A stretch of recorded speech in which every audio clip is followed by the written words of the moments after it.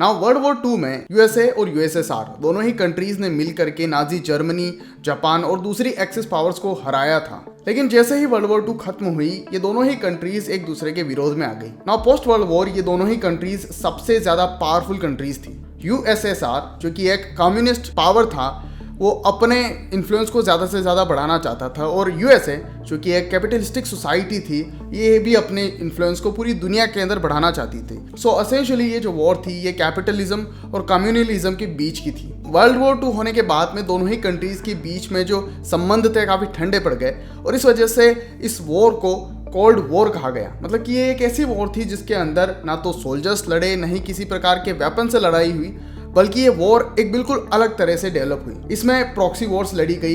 दोनों ही कंट्रीज दूसरे कंट्रीज के ऊपर अपने इन्फ्लुएंस को बढ़ाने लगी, प्रॉक्सी वॉर्स करवाने लगी, उन देशों की गवर्नमेंट को ये कई बार हटवाने लग गई। इसके बारे में हम लोग किसी दूसरे वीडियो में पूरी डिटेल में जानेंगे, बट फिलहाल हम लोग फोकस करेंगे स्पेस रेस के ऊपर। दोनों ही कंट्रीज को प्रूव करना था कि ये दोनों कंट्रीज ज़्यादा पावरफुल हैं, और ऐसा करने के लिए उस समय की जो सबसे टॉप नॉच टेक्नोलॉजी थी वो थी स्पेस। दोनों ही कंट्रीज बहुत सारी चीज़ों का यूज़ करने लगी, जिसमें से कि प्रोपोगेंडा भी एक चीज़ था, पर स्पेस एक ऐसी फील्ड थी जो कि उस समय में बहुत ही हॉट टॉपिक था। और जनरली भी स्पेस जो है टेक्नोलॉजी की फील्ड में सबसे ज़्यादा एडवांस लेवल पर आता है, और इस वजह से ये भी क्लियर था कि जो भी देश स्पेस में आगे होगा वही देश ज़्यादा सक्सेसफुल होने के लिए क्लेम कर सकता है। नाउ इस सब की शुरुआत कुछ इस तरीके से हुई कि 30 जुलाई 1955 को यूएसए की गवर्नमेंट ने क्लेम किया कि वो एक सैटेलाइट को अर्थ के ऑर्बिट में पहुंचाएंगे और वहां पर उसे ऑपरेट करवाएंगे। अंडरग्राउंड यूएसए और यूएसएसआर दोनों ही कंट्रीज स्पेस की टेक्नोलॉजी को बढ़ाने के लिए कोशिश कर रहे थे, और ऐसा पहली बार हुआ था जब पब्लिकली किसी कंट्री ने कोई क्लेम किया हो स्पेस से रिलेटेड। इसके ठीक 4 दिन बाद यूएसएसआर भी इस चीज़ को लेकर के पब्लिकली एक स्टेटमेंट देता है, और वो बताते हैं कि वो भी एक सैटेलाइट को स्पेस में ले जाएंगे। और हुआ भी कुछ ऐसा ही। सिर्फ 2 सालों के अंदर अंदर, यानी कि 1957 में यूएसएसआर ने अपनी पहली सैटेलाइट, जो कि दुनिया की सबसे पहली आर्टिफिशियल सैटेलाइट थी, यानी कि स्पुतनिक 1, उसे लॉन्च कर दिया। इस लॉन्च की वजह से यूएसए की पब्लिक और उनकी गवर्नमेंट में बहुत ज़्यादा अफरा तफरी मच गई। उन्हें लगा कि वो यूएसएसआर की जो टेक्नोलॉजी है उससे बहुत ज़्यादा पीछे हो गए हैं। इस वजह से उन्होंने अपनी टेक्नोलॉजी को डेवलप करने के लिए स्पीड और भी ज़्यादा बढ़ा दी। ऐसा करने के लिए उन्होंने नासा को सेटअप किया, जो कि पहले अलग नाम से जाना जाता था। दूसरा बड़ा झटका यूएसए को तब मिला जब यूएसएसआर ने पहले इंसान को स्पेस में लॉन्च कर दिया। यूरी गैगरिन, जिसके बारे में आपने ज़रूर सुना होगा, ये ऐसे पहले व्यक्ति बने जो कि अर्थ के लो अर्थ ऑर्बिट तक जा सके, और ये वहाँ लगभग 1 घंटे तक रहे। 12 अप्रैल 1961 में वोस्टॉक 1 नाम के एक रॉकेट के अंदर ये स्पेस में गए, जो कि उतनी बड़ी न्यूज़ थी जिससे कि पूरा का पूरा यूनाइटेड स्टेट्स की जनता के अंदर कॉन्फिडेंस बहुत ही ज़्यादा हिल गया था। उन्हें लग रहा था कि कम्युनिज्म अब शायद जीत जाएगा। और उसी के बाद में 25 मई 1961 को अमेरिका के प्रेसिडेंट, उस समय की जो सेनेट थी, उसके अंदर ये घोषणा करते हैं कि वो ये गारंटी देते हैं अमेरिकन जनता को कि इस दशक के अंत तक, यानी कि 1970 से पहले, वो एक अमेरिकन नागरिक को चांद के सरफेस पर ले जाएंगे और वापस सुरक्षित उसे पृथ्वी पर लेकर के आएंगे।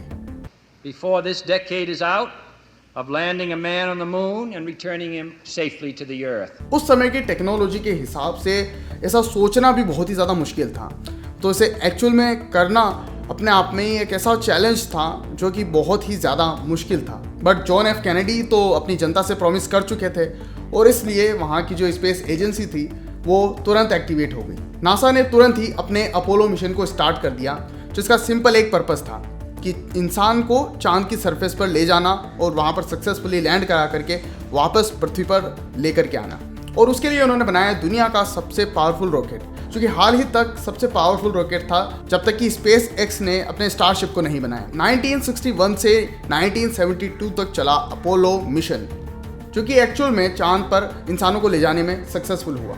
नाउ अपोलो 1 जो कि पहला मिशन था इस पूरे के पूरे प्रोग्राम के अंदर, वो 1967 में टेक ऑफ लेने वाला था। बट बहुत ही अनफॉर्चुनेट इवेंट तब हुआ जब तीनों के तीनों एस्ट्रोनॉट्स उस रॉकेट के अंदर जल करके अनफॉर्चुनेटली मर गए।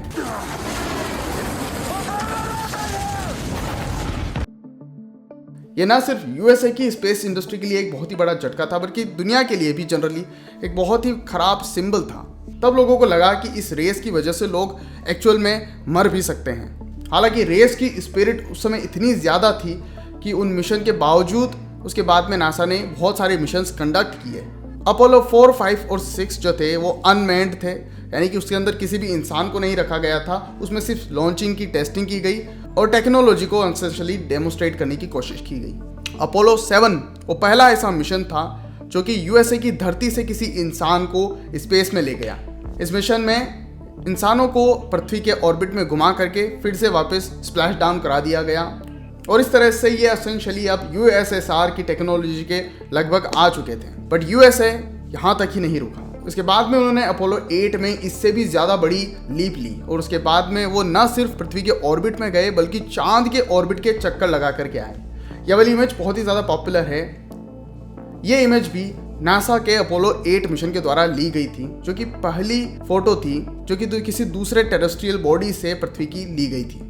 इस मिशन के अंदर 3 एस्ट्रोनॉट्स चांद के ऑर्बिट में गए और वहां से सुरक्षित वापस आए। हालांकि इन्होंने कोई भी लैंडिंग नहीं की। अपोलो 9 और अपोलो 10 में भी ऐसा ही किया गया। सारे के सारे एस्ट्रोनॉट्स चांद के ऑर्बिट तक गए, वहां पर प्रॉपरली उन्होंने रिसर्च की, बहुत सारे फोटोग्राफ्स लिए और सुरक्षित पृथ्वी पर वापस आए। लेकिन उनमें से कोई भी मिशन चांद की सरफेस पर लैंड नहीं किया गया था। सिर्फ सारी जो टेक्नोलॉजी थी उसको प्रूव किया गया और उसमें एसेंशियली उन्होंने टेस्टिंग की और रिहर्सल की तरह लिया। और फिर फाइनली 1969 में अपोलो 11 चांद की सरफेस पर सक्सेसफुली लैंड हुआ, जिसमें कि नील आर्मस्ट्रॉन्ग पहले इंसान बने जो कि चांद के सरफेस के ऊपर उन्होंने कदम रखा। बहुत से लोग मानते हैं कि ये ऑफिशियल स्टेटमेंट था जहां पर यूएसएसआर यूएसए का कंपैरिजन में टेक्नोलॉजी में इतना पीछे हो चुका था कि अब वो उससे कॉम्पीट नहीं कर सकता था। चांद की जो ये रेस थी ये ऑफिशियली यूएसए जीत चुका था।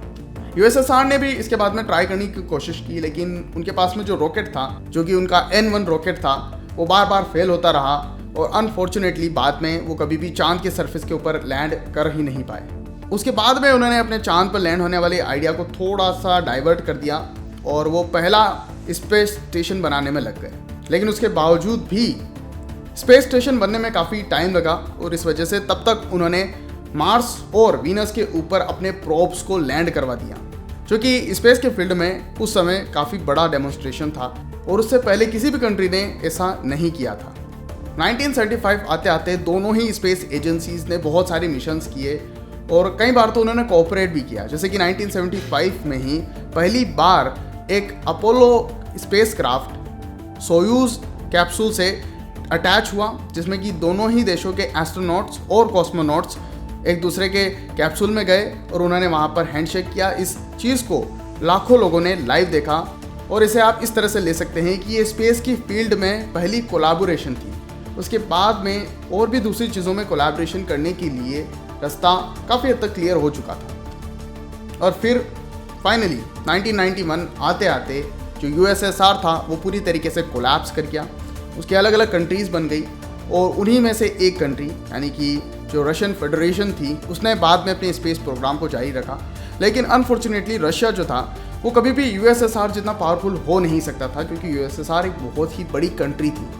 उसके बावजूद भी उन्होंने यूएसए और दूसरी कंट्रीज़ के साथ में यानी कि बहुत सी यूरोपियन कंट्रीज़ के साथ में और इवन जापान के साथ में मिल करके एक इंटरनेशनल स्पेस स्टेशन बनाया, जो कि अब तक का इंसानों के द्वारा बनाया गया एक सिंगल मोस्ट एक्सपेंसिव चीज़ है जो कि इंसानों ने बनाई है। और ये एक प्राइम एग्जांपल है कि अगर इंसान कॉम्पीट करने के बजाय अगर कोलैबोरेट करता है तो उससे और भी बहुत सारी बड़ी बड़ी चीज़ें बन सकती हैं।